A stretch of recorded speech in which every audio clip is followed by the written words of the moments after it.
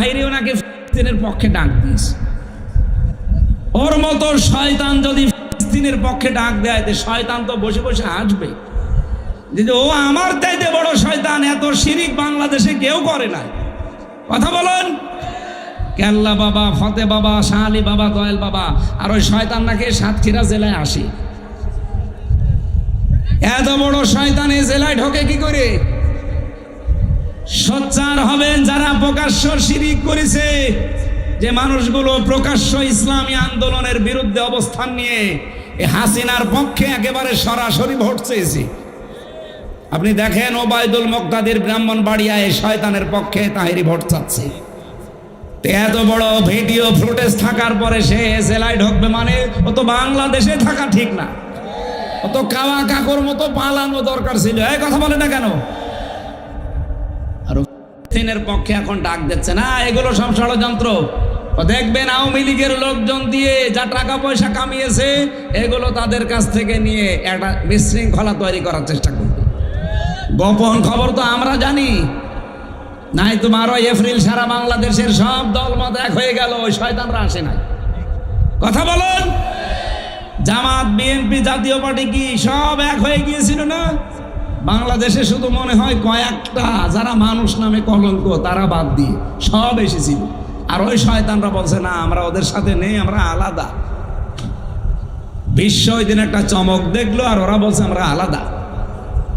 এই এখন একটা বিশৃঙ্খলা তৈরি করার জন্য ওদের তো টাকা পয়সার অভাব নেই, মারিং কাটিং করা টাকা, ওইগুলো এখন হালাল করবে। সেদিন সিলেটে 12 জনকে ওরা 3 কোটি টাকা দিয়েছিল। 3 কোটি বলেছিল দেশে একটা বিশৃঙ্খলা তৈরি করো, জামাত ইসলামের বিরুদ্ধে ফতোয়া দাও। ধরেছে প্রশাসন, পিটিয়েছে। একজন বলছে আমারে পিটাবেন না, আমি সব বলে দিচ্ছি। কি 3 কোটি টাকা আমাদেরকে দিয়েছে আওয়ামী লীগরা, বলেছে জামাতের বিরুদ্ধে কথা বলবা। আমরা তো টাকা হালাল করার জন্য ফতোয়া দিচ্ছিলাম। এই চলছে সামনে। আমার মনে হয় এরাও দুর্বিসন্ধি আছে, এরাও কিছু খেয়েছে বা পেয়েছে। নাই 12 তারিখে গেলেন না, হঠাৎ এখন আপনাদের সাগাম দিচ্ছে মানে? এই কথা বলেন না কেন? এর ভেতরে কোনো দুর্বিসন্ধি নেই? যারা আল্লাহর জমিনে আল্লাহর দিন কায়েম হোক এটা চায় না, বাতিলরা তাদের টার্গেট করে না, কারণ জানে যে এরা আমাদের যে কোনো কায়দায় বন্ধু। কিন্তু যারা চেয়েছিল, দেখেন ফেরাউন বলেছিল আইও বাদ দিলা দীনাকুম। আমার মনে হচ্ছে মুসা আমার রাষ্ট্রের ব্যবস্থা সব পাল্টিয়ে দেবে। এখানে দিন মানে রাষ্ট্রীয় বিধান। তাহলে আপনি আত্মসমর্পণ করতে চাইলে রাষ্ট্রীয় বিধান যেটা আছে, এখন যেটা আছে এর সামনে আত্মসমর্পণ করলে ঈমান আমল থাকবে। এই জায়গায় আল্লাহর এই দিন নিয়ে যাওয়া লাগবে। ইব্রাহিম নবী, ইয়াকুব নবী তাদের সন্তানদেরকে এটা বলেছিলেন। আমরা কি নবীদের সন্তান না? বলেন না কেন? আমাদের জাতির পিতার নাম কি? বঙ্গবন্ধু। কে? আরো জোরে বলেন। বাস্তবতা এখন চলছে যেটা, আমাদের জাতির পিতা পৃথিবীর কোন মানুষকে আমরা মানি না, মানি ইব্রাহিম আলাইহিস সালামকে। উনি ইন্তেকালের আগে আমরা যেহেতু তার সন্তান, এই জন্য লাকুমুদ্দিন, কোম শব্দ আছে, যে তোমাদের সবাইকে আমার আল্লাহ মনোনীত করেছে একটা দিনের জন্য, তার নাম ইসলাম। বলেন বলেন। ওই যে সালমন সেলমন যাই বলেন, ফালা তামুতুন্না, মরবানা ইল্লা ওয়া আনতুম মুসলিমুন, যতক্ষণ মুসলমান না হতে পারো। সুতরাং আপনি যদি ইসলামে প্রবেশ করতে চান, পরিপূর্ণভাবে আত্মসমর্পণ করা লাগবে আল্লাহর দ্বীনের সামনে। কিসের সামনে? 2 নম্বরে আপনার ইখলাস তৈরি করা লাগবে প্রত্যেকটা কাজে। লোক দেখানো কাজ বাদ দেন। এদেশে একামতে দ্বীনের আন্দোলন অনেক মানুষ এখন যুক্ত হচ্ছে, অনেককে আমরা দেখতে পাচ্ছি। তাদের ভেতরেও রিয়া, লোক দেখানো, মানুষ দেখানোর কাজ কারবার না। আমাদের পূর্বপুরুষ যারা, আমাদের আকাবির আমরা যাদেরকে মনে করি সাহাবায়ে কেরাম, বিশেষ করে আমাদের যারা জীবন দিয়ে গেল ইসলামের জন্য, এই মানুষগুলো কোনো দিন আপনি পাবেন না লোক দেখানো কাজ করেছে। সাবেক আমিরে জামাত, নাম হচ্ছে মকবুল আহমেদ, ফেনীতে বাড়ি। কি সাধারণ জীবন যাপন করতে দেখেছেন আপনি তার। এখনকার যিনি আমিরে জামাত ডাক্তার শফিকুর রহমান, উনি একটা দামি জামা ওনাকে উপহার দিয়েছিল, জামাটাও নেয়নি, সঙ্গে সঙ্গে জামাটা একজন গরিব মানুষকে দিয়ে দিয়েছে। এত বড় বিশাল একটা দল বাংলাদেশ জামাত ইসলামী, তার আমির সারা বাংলাদেশের তিনি, অথচ ঢাকাতে তার কোনো বাড়ি নেই, ফ্ল্যাট নেই, ছেলের ভাড়া করা বাড়িতে থাকতো। চিন্তা করতে পারেন, একটা মেম্বারের তাই ঢাকায় ফ্ল্যাট হয়ে যায়, আর সারা বাংলাদেশের চেয়ে এত বড় একটা দলের আমির। মানুষ লোক খুঁজে পায় না, আমি তো এদেরকে চোখে আঙ্গুল দিয়ে দেখাবো। আপনি যে লোক খুঁজে পান না বলেন, আপনাকে চোখে আঙ্গুল দিয়ে দেখানো লাগবে? সাতক্ষীরা তো জ্বলন্ত প্রমাণ। আমি নিজে সাক্ষী ভাই, আমি নিজে আমার নিজের টাকা একবার 60,000, একবার 10,000, আর একবার 15,000, এই টাকা আমি নিজে আমিরে জামাতকে বললাম যে আপনি খরচ করবেন। সঙ্গে সঙ্গে আল্লাহর বান্দা নিয়ে পাশে যে ছিল দলীয় লোক, তাদেরকে দিয়ে বলল যে দলের জন্য কাজে লাগান।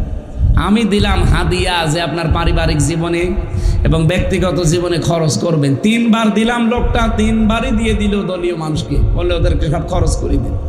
এ ছাতা এরপর থেকে আমি আর দিই। বলেন তো, এত কষ্ট করে করে টাকা জমাইবেন আর দিই? হাদিয়া নেন, দেওয়াও সুন্নত, নেওয়াও সুন্নত, কারণ ওনার কাছে গেলে উনিও হাদিয়া দেয়। 3 বারে আল্লাহর বান্দা 3 বারই দিয়ে দেয়। এই জন্য আজকের হাদিস পড়ছিলাম আসার সময়, যারা দুনিয়া বিমুখ হয়ে যায় তাদেরকে সূক্ষ্ম সূক্ষ্ম কিছু জ্ঞান আমার আল্লাহ নিজের পক্ষ থেকে দান করে। দেখেন উনি কত কঠিন কঠিন প্রশ্নের জবাব দেয়। এই আগস্টের 5 তারিখের পর থেকে অনেক সাংবাদিক এমন কড়া প্রশ্ন করেছিল যে জামাত ইসলামী বাংলাদেশ, ইসলামী ছাত্র শিবির, ইসলামী ছাত্রী সংস্থা এত ভালো আপনারা বলেন, তাহলে এতদিন পর্যন্ত তারা রাষ্ট্রীয় ক্ষমতায় যেতে পারে না, মানুষ তাদেরকে চায় না কেন? উনি জবাব দিয়েছিলেন, মুয়াজ্জিন আজান দেয়, সবাই নামাজে আসে। আপনি জীবনে এই জবাব শুনেছেন কোনোদিন? দুনিয়া ত্যাগী যারা হয়ে যায় তাদের মুখ দিয়ে আল্লাহ এমন কথা বের করে দেয় পৃথিবী এর আগে কোনোদিন শুনে নাই। বলেছিল যে মুয়াজ্জিন তো ভালোর জন্যই আজান দেয়, হাই আলাস সালাহ, হাই আলাল ফালাহ, ভালোর দিকে আসো, কল্যাণের দিকে আসো, নামাজের দিকে আসো। সবাই আওয়াজ শুনে আসে। বলেন বলেন, এমনও মসজিদ আছে বাংলাদেশে শুধু ইমাম সাহেব আর মুয়াজ্জিন, তাছাড়া কেউ নেই। এরকম জায়গা নেই? কিন্তু মুয়াজ্জিনকে শুধু ইমাম আর মুয়াজ্জিনের জন্য আজান দিয়েছে। এলাকায় হাজার হাজার মানুষ আসবে, এত বড় মসজিদ, কেউ আসে না। এখন দোষ কি মুয়াজ্জিনের না এলাকার লোকের? এই 54 বছর তো আমরা চেষ্টা চালাচ্ছি এইটা কায়েম করার জন্য। কোনদিন কি আমরা বলেছি যে আমার বাবার নাম রিয়াজউদ্দিন, কুষ্টিয়ায় বাড়ি আমার দাদার নাম জাহান আলী, আমার বাবা আর দাদার আইন আমরা প্রতিষ্ঠা করতে চাই, আপনারা আমাকে রায় দেন? বলেছি? আপনারা তো তাই বলেন যে আমি আমার স্বামীরটা চাই, কেউ বলে আমি আমার বাবারটা চাই। আপনাদেরকে এই পাগলা কোত্তায় কামড় দিয়েছে? যারা বলে আল্লাহর আইন আমরা এই দেশে প্রতিষ্ঠা করতে চাই, মন থেকে বলে, এই জন্য আমরা ইখলাস দিয়ে পরিপূর্ণ হতে চাই। আমা উমিরু ইল্লা লিয়াবুদুল্লাহ মুখলিসিনা লাহুদ্দিন। 3 নম্বরে যখন দেখবেন আপনার চরিত্র উন্নত, কি বললাম? আর আমাদের চরিত্র এমন খালি টিন পাওয়া যায়।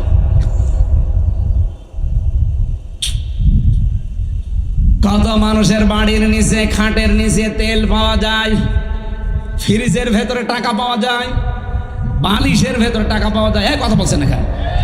ওকে চরিত্র আছে। কাবি খার টাকাও ছাড়ে না, এমনকি অবিখা ওয়াজের বিনিময়ে খাদ্য সেটাও ছাড়ে না। না, চরিত্র উন্নত করা লাগবে। আল্লাহ যদি আমাদেরকে 2টা জিনিস কম দিত, কান, এই যে শ্রবণ শক্তি, যেটা অনেকে এটা পায় না, খালা বলি ডাকি আমরা, বধির বলি তাদেরকে। একটু নিজের দিকে তাকিয়ে ভাবেন তো, আল্লাহ আপনাকে সত্যি যা দিয়েছেন, যদি এই 23টার ভেতরে 2টা কম দিত, মানুষ দুনিয়াতে আপনাকে বলতো ঠিক, কিন্তু বলতো কানা আর কালা। আপনি কি করতেন? নিজের দিকে তাকিয়ে এবার ভাবেন। কত মানুষ হয়তো আপনাকে না দেখে মোবাইলে কথা বলে, কিন্তু এই 2টা জিনিস যদি না থাকতো, কথা বলা না, আপনার নাম শুনলে সে ঘৃণা করতো, কানা, আবার বধির।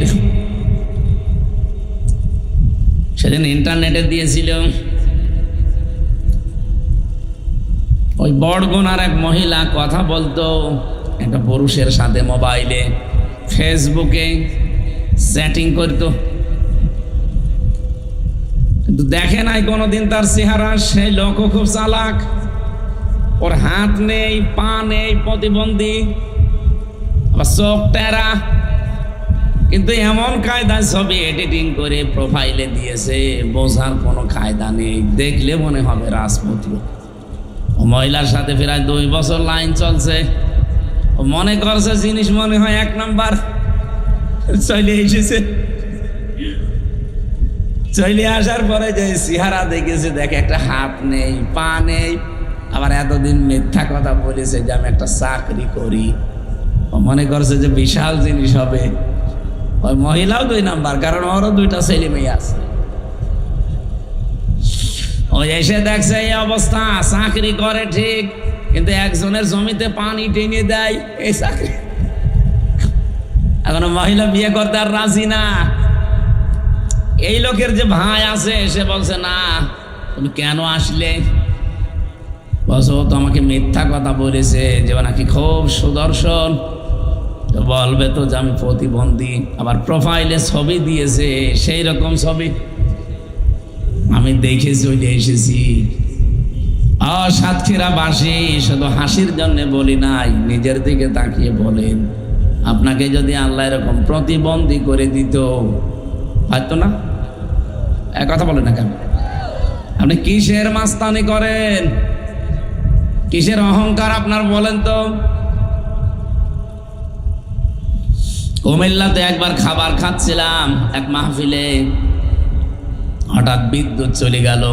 পাশে আমার এক অন্ধ বসেছিল খাবার খেতে। আমার যারা চোখওয়ালা মানুষ তারা চিল্লা পাল্লা করছে, ওই তাড়াতাড়ি কারেন্টের ব্যবস্থা করেন, জেনারেটর লাগান। হঠাৎ অন্ধ আমার হাত চেপে ধরে বলছে, হুজুর মাত্র 2 মিনিট কারেন্ট চলে গেছে আর আপনি চিল্লাচ্ছেন, অথচ আজ 42 বছর আমার জীবনে কোনো কারেন্ট নেই।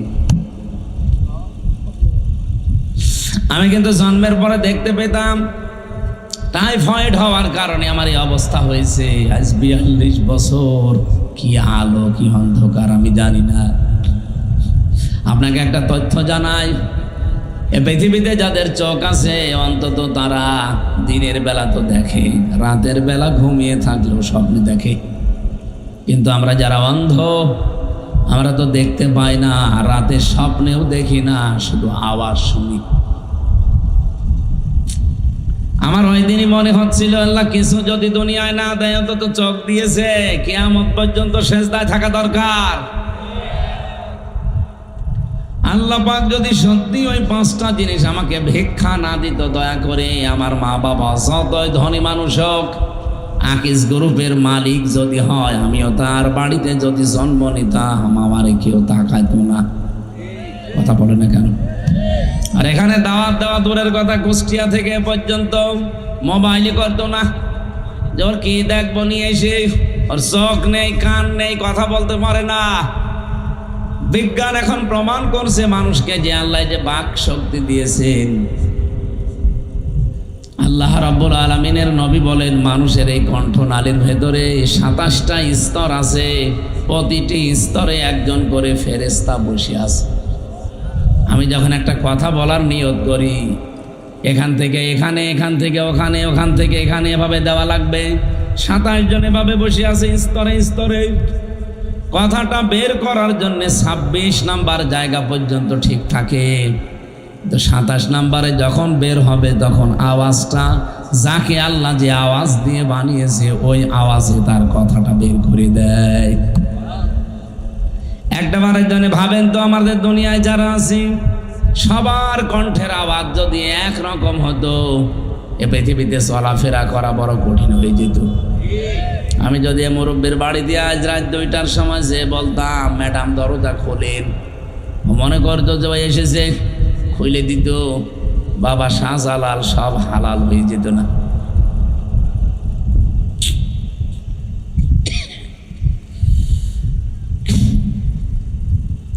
আল্লাহ রাব্বুল আলামিন বলেন,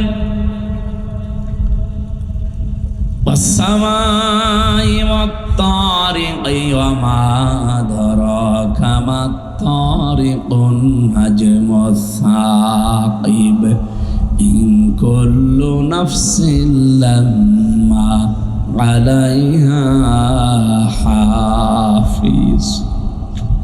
তোমাদের পেছনে হেফাজতকারী আছে, প্রত্যেকের পেছনে তারা আশ্রম দিচ্ছে। আমার এই ফেরেশতাগুলো যদি তাদের দায়িত্ব পালন করা বন্ধ করে দিত, পৃথিবীর মানুষেরা এক কদম সামনে যেতে পারতি না। কারণ তুমি একটা পা যখন তোলো, তোমার এই পাটা জমিনে ফেলার জন্য একজন ফেরেশতা দায়িত্ব পালন করে। প্রত্যেকের জন্য আমি আলাদা আলাদা ফেরেশতা রেখে দিয়েছি। যখন তোমার মরণের সময় আসবে, দুনিয়ার হায়াত শেষ হয়ে যাবে, প্রতিটি ফেরেশতা এসে তোমার কাছে শেষ বিদায় নিয়ে যাবে। পা যিনি ফেলেন কদমের জন্য যে ফেরেশতা নিয়ে যেত, ফেরেশতা এসে বলবে, আল্লাহর বান্দা তামাম পৃথিবী ঘুরলাম, তোমার এই পা যে জমিনে পড়বে ওইরকম জায়গা আর পেলাম না, আজকে আমি বিদায় নিয়ে চলে যাচ্ছি, তুমি থাকো। চোখে দেখে যে ফেরেশতা আসবে, এসে বলবে, আল্লাহর বান্দা তামাম দুনিয়া ঘুরলাম, কিন্তু একটা জায়গা পাইনি যে যেখানে চোখ দিয়ে তাকানো যায়। সমাজ চোখের দেখার শক্তি আল্লাহ কেড়ে নিয়েছে, আমি বিদায় নিলাম, হিসাবটা ঠিক করে নাও। প্রতিটি ফেরেশতা এই কথা বলে যে হিসাব ঠিক করে যাও। এমন কঠিন জায়গায় তোমাকে কিছুক্ষণ পরে রাখা হচ্ছে, এই পৃথিবীর কোনো কিছুর সাথে তার হিসাব মিলবে না। এখানে আমরা অন্তত যারা আছি, কিয়ামত পর্যন্ত যারা আসবো, প্রত্যেকের হায়াত কিন্তু নির্ধারিত।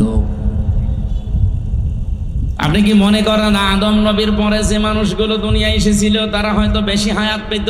কত 1000 বছর 1200 বছর তারা বাঁচত, তারা বিদায় নিয়েছে, তারা এখন কবরে আছে। আমরাও একটা কবরে ছিলাম, এখন সামনে আর এক কবরে যাব। আমরা যে কবরে ছিলাম তার নাম আলমে আরওয়া, রুহের জগৎ। ওই জগতে একদিনে সবাই আমরা এসেছিলাম আদম নবীর পিঠ থেকে। আল্লাহ পাক বলেন, প্রত্যেককে আমি আদম নবীর পৃষ্ঠদেশ থেকে বের করেছিলাম একই টাইমে, আর সবার কাছ থেকে স্বীকৃতি নিয়েছিলাম একই সময়ে। তাহলে এখান থেকে বোঝা যায় আদম নবী থেকে কিয়ামত পর্যন্ত আমরা যারা দুনিয়ায় আসতেছি সিরিয়ালে, হায়াত সবারই এক। কথা বুঝতেছে না? এখনো ক্লিয়ার হয়নি। সবার হায়াত এক, কিন্তু সময়টা আলাদা। আমি ওয়ারাইহিম বারযাখুন ইলা ইয়াউমি ইউবাসুন, তোমাদের এর পরে যে জগতে রাখা হবে সেটা হচ্ছে বারজাখের জগৎ, পর্দার আড়ালে সেই জগৎ। তার নাম আমরা বাংলায় বলি কবর। কি বলি? বলেন বলেন। এর আগে যে জগতে ছিলাম ওইটাও যেহেতু পর্দার আড়ালের জগৎ, ওটাকে আমরা আলাদা একটা নাম দিয়েছি রুহের জগৎ। রুহের জগৎ আর কবরের জগৎ দুইটাই পর্দার আড়ালে। ওই সময় এসেছে যারা এখন কবরে আছে, আমরা এতদিন ওখানে ছিলাম, এখন আছি, কিছুদিন পরে কবরে চলে যাব। এখনো যারা আছে তারা এর পরে আসবে, তার মানে হায়াত কিন্তু সবারই সমান। এই কথা বুঝতেছেন? এই হায়াতের ফেরেশতা এসে বলবে, তামাম দুনিয়া খুঁজে দেখলাম, তোমার জন্য যতটুকু বরাদ্দ ছিল 50 বছর 60 বছর, আমি আর একটা সেকেন্ডও তোমার পেছনে শ্রম দিতে পারি না, আমার সময় শেষ, চলে গেলাম। নিজের এই জীবন সম্পর্কে সচেতন থাকবা। এখন যে জগতে তোমাকে রাখা হচ্ছে এখানে কোনো পরিচয় চলবে না। বিশ্ব নবীর মেয়ে ফাতেমাতুজ জহরারও কোনো পরিচয় খবরে চলেনি। আমি জেনে সাহাবীর হাদিস পড়ছিলাম, হযরতে আবু যর রাদিয়াল্লাহু তাআলা আনহু, তিনি বলেন, আমি কবর খুঁড়তে গিয়ে জিজ্ঞাসা করেছিলাম, কবরের মাটি আমি নবীর মুখে শুনেছি নাকি তোমার ভেতরে সাপ বিচ্ছু আসে? যাই আসুক না কেন সাবধান, এখন যাকে রাখবো তিনি কিন্তু বিশ্ব নবীর মেয়ে। কবরের কোনো আওয়াজ নেই। চিন্তা করলেন নবীর কথা তো মিথ্যা না, কোনো আওয়াজ দেয় না কেন? ডাক দিয়ে বলে, কবরের মাটি বিভিন্ন আযাব গজবের কথা আমি শুনেছি নবীর মুখে, আমি বিশ্বাস করি এগুলো ঠিক, কিন্তু এখন যাকে রাখতে যাচ্ছি উনি কিন্তু হাসান হুসাইনের মা, উনি হযরতে আলীর স্ত্রী। জান্নাতে যত মহিলা যাবে তাদের নেত্রী। সাবধান, কোনো বিয়াদবি করবা না।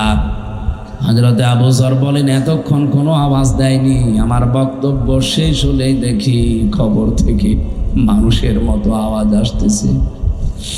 ডাক দিয়ে বলে, আবু যর নিজে শোনো, পৃথিবীর মানুষকে শুনিয়ে দিও, আমি কিন্তু 3.5 হাত জায়গা, পৃথিবীর কোনো পরিচয় আমার কাছে নেই। তুমি এতক্ষণ যাদের কথা বললে সব আমি শুনতে পেয়েছি।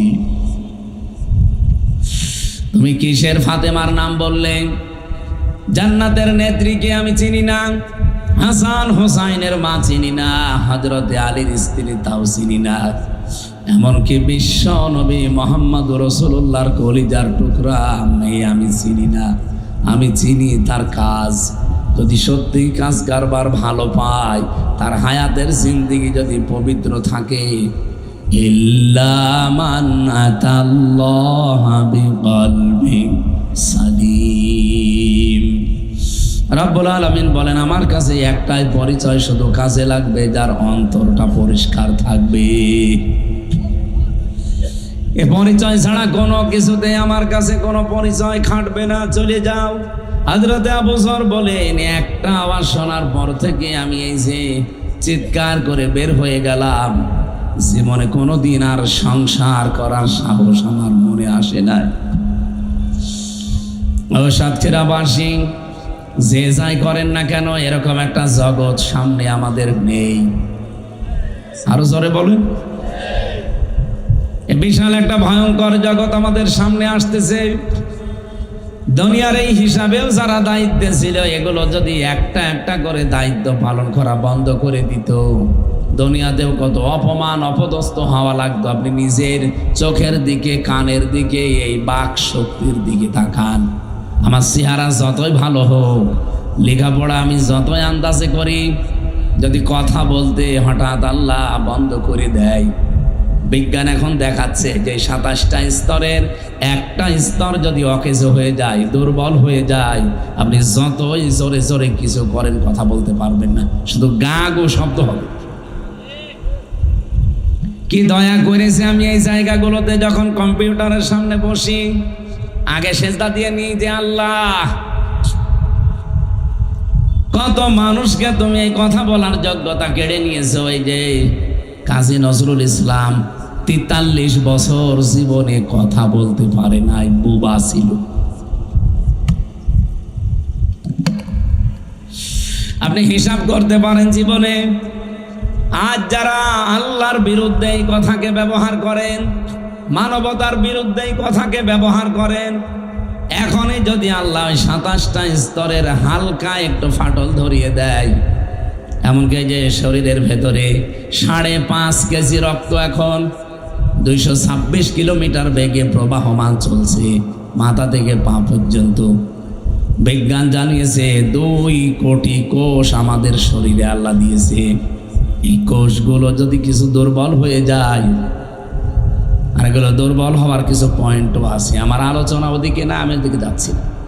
এক কথায় বলছি, কোষগুলো যদি সত্যি দুর্বল হয়ে যেত, আপনার কিন্তু এই রক্তের ভেতরে কমপক্ষে 5 প্রকার ক্যান্সার দেখা দিত। ক্যান্সার হওয়ার পেছনেও কিছু কারণ আমি পেয়েছি। তামিলনাড়ুতে ছিলাম, সিলেটের এক ভাইকে পেয়েছিলাম, উনি প্রায় 12 মাস সেখানে আছে। যেদিন আমরা চলে আসব ওই দিন শুনলাম ওনার রিপোর্ট দিয়েছে যে শরীরের ভেতরে যে 5 প্রকার ক্যান্সার হয়, তার ভেতরে 1 প্রকার ধরা পড়েছে। ওনারে বললাম, আপনার কত টাকা খরচ হলো? বলছে 1,13,00,000।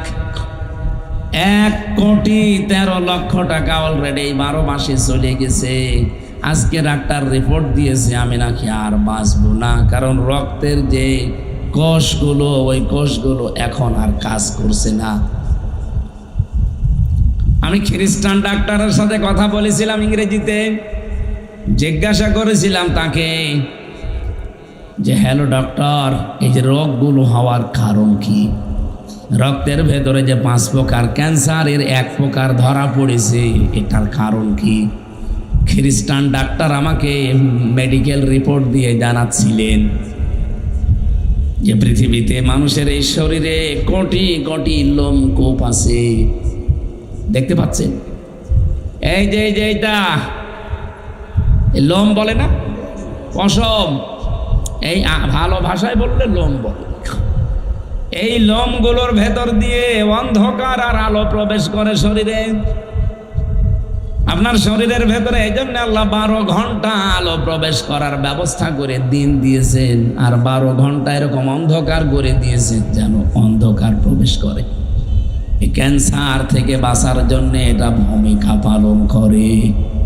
এই লোকটা সারাটা জীবনই বেশিরভাগ আলোয় কাটিয়েছে।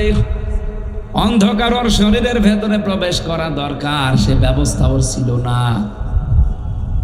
ও দিনের আলোতে থাকতো 12.5 ঘন্টা, রাতের বেলায় ওই মোবাইলের আলো, কম্পিউটার আলো, টিভির আলো অথবা আলো জ্বালিয়ে ঘুমাতো। এই জন্য নবীর হাদিস হচ্ছে যখন ঘুমাতে যাবেন অন্ধকার করে ঘুমাবেন। 1500 বছর আগে এই কথা বিশ্ব নবী জানিয়েছেন। আর বিজ্ঞান এখন প্রমাণ করে বলছে যে ঘুমানোর সময় বাতি আলো লিভিয়ে ঘুমাবেন।